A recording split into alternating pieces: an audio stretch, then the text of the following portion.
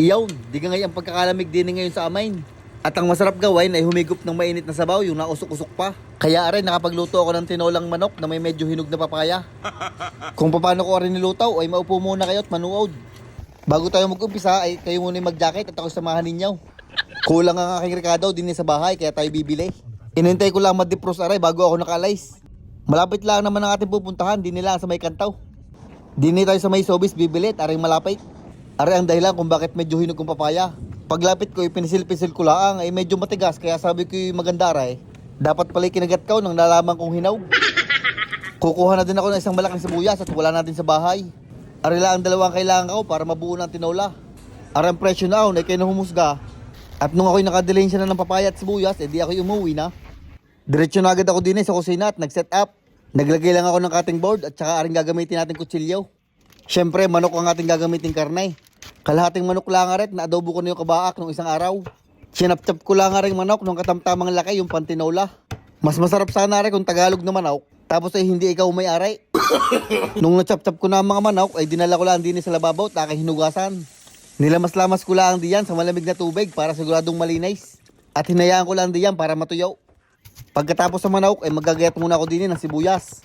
Kalahating sibuyas lang ang ginamit ko at medyo malaki. Napasarap nga aking tartar dinate, dapat nga pala ipadice. Magpipit-pit naman ako ng 6 na pirasong bawang. At gagayatin ko lang rin ng pinong-pino parang garne.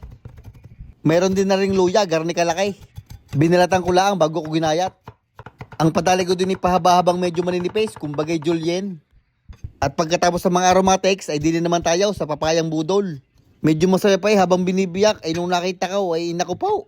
Masarap pa ata rin papakain. Naisip-isip ko yung alian din na di sasama na. Tinanggalan ko lang ng butaw tapos ay binalatan. Nung ginagayat ko ngay medyo matigas-tigas pa kaya pwede pa. Garne lang ang kalalaki ang padali din eh. At yaw, natapos ng ating mise en place. Gagamit din nga pala ako diyan ng ceiling green at saka tanglad. Kung ayaw ninyo naon, edi huwag. Game, magluluto na tayo nung makahigup na. Pinainit ko lang nga rin ating magandang kawalay. At nung nagjojolay na rin tubig, ay nilagyan ko na ng mantika.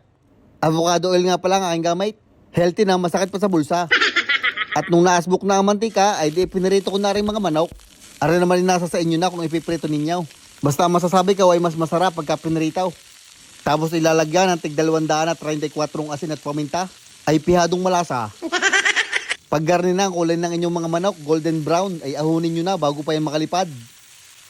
Basta pagka kayo nagprito na rin, ay dapat mainit ang kawalay, tapos naasbok na ang mantika para hindi kumapait. Dinin na din sa pinagprituhan, ating igigisa aring luya. Pag umalingasaw ng amoy, ilagay nyo na ang bawang. Gisahin nyo lang ng kaunti, isunod nyo na ang sibuyas nang matapos na. Gigisahin ko lang aring hanggang maging garnay. Translucent na ang sibuyas. At pwede na natin isauli aring ating pinaritong manok. Sama na pati juice. At lalagyan ko ng isang mangkok na pinaghugasan ng bigas. At saka kaunting tubig pa para maraming sabaw na mahigaw. Tapos ay nilagyan ko lang ng 58 pamintang buo. Kahit bilangin nyo pa. Meron din na ring patis. Kayo na lang magbilang kung ilang taktak. Isang Nor chicken cube. Naglagay din ako ng tanglad. Pinitpit ko at binalay. Para mas mabangaw. Hinalo ko lang ng bahagya. Sabay tinakpan ko na. Pagkalipas ng 10 minuto at nagkukuluan ng garnay. Hinalo ko lang uli ng bahagya. Sabay nilagay ko na rin ating medyo hinog na papaya. At naglagay din ako ng 2 siling grain para may lasang sili. At gawa ng wala din tayong dahon ng sili. Tinakpan ko lang ulit aray.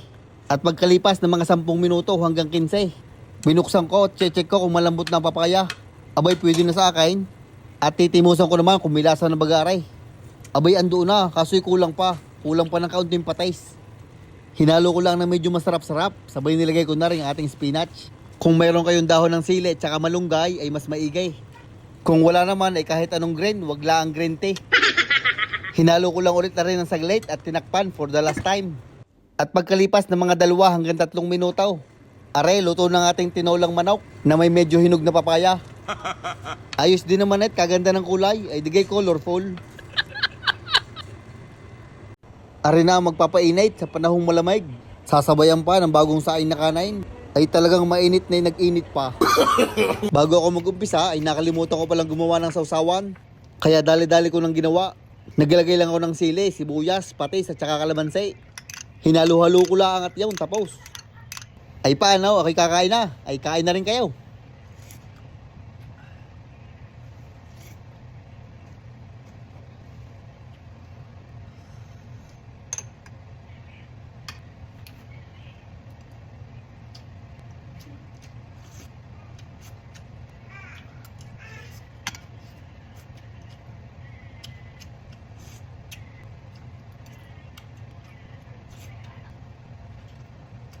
Pagkasarap ng igop abaw sa malamig na panahon. Ano pag ang hinihintay niyo ay humigop na rin kayo? Ay iyon, hanggang din na lang ang bidyong aray. Maraming salamat sa inyong palaging panunood. Huwag niyong kakalimutang mag-like, share, and comment. At kung hindi pa nakakapalaw, ay parni na. Shout out kay Ipi Macao ng Barangay Balete, Batangas City. Kay Michael RK at sa iyong kapatid na si Choy Choy from Caloocan. Kay Christian Atienza. Kay Jesse Octa. At kay paring Kaloy Carlos Evora. At sa tropang si J. Mart De Luna at mga batang looban. Maraming salamat mga idol.